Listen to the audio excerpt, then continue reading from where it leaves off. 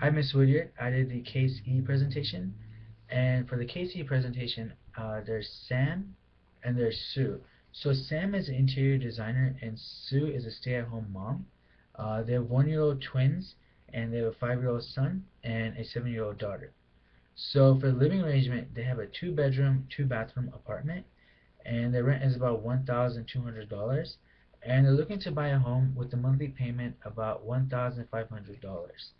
So Sam has bad credit and has no money for down payment for this house that they're looking to get. I think some of the key issues that are happening is that there's a lack of space in their current apartment, and having that lack of space and having so many people live in a 2-bedroom, 2-bathroom apartment is really hampering their quality of life, and is hampering Sue's and Sam's marriage as well.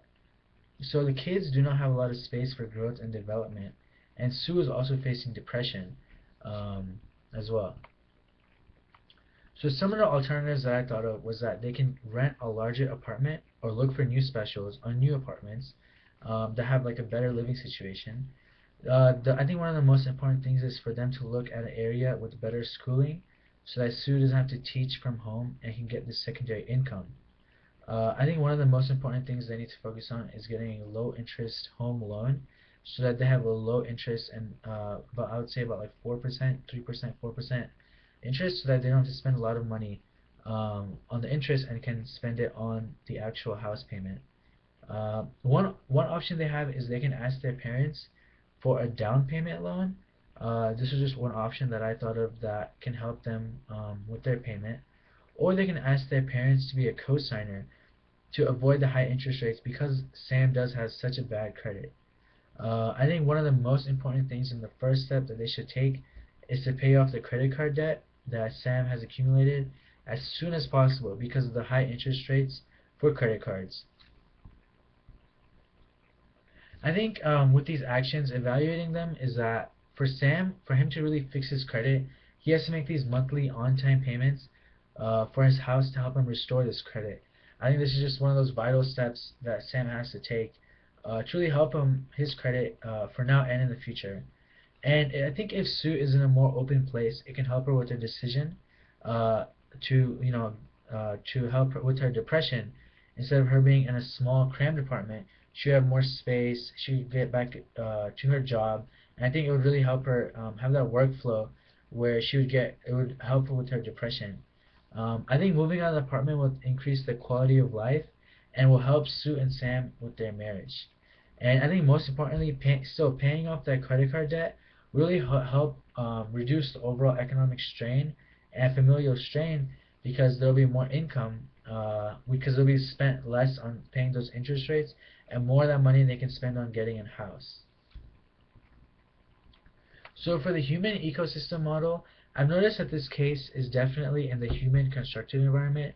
And I've seen that it has a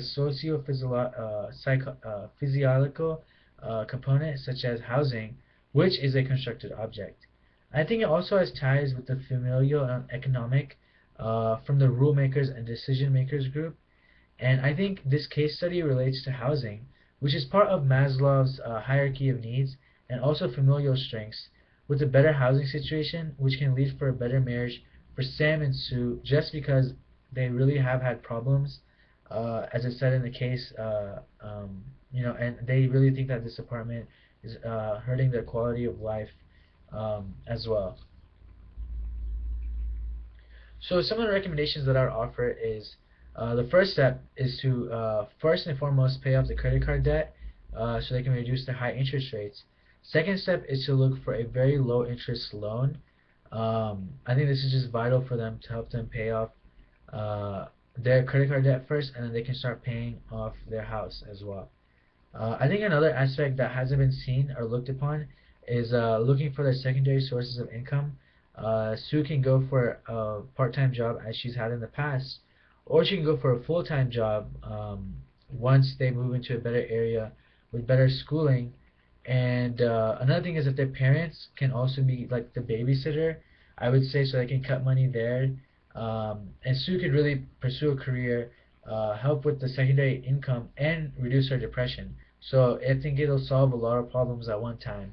I think they also need to look for proper housing financing options, see if they can pay ahead, if there's try to reduce fees as much as possible, really to help them pay off their house instead of just pay the interest from these credit card debts and the loans that they'll have. And I think the last option is to ask their parents to be a co-signer on the loan or for a down payment.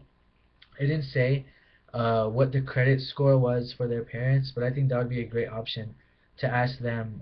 Since they are living in the house, they could help out and just be a co-signer on the loan. I think that would really help Sam with his really bad credit score. And once he makes those monthly on-time payments, then it should help him increase his credit score as well. So yeah, that was a presentation. Thank you so much.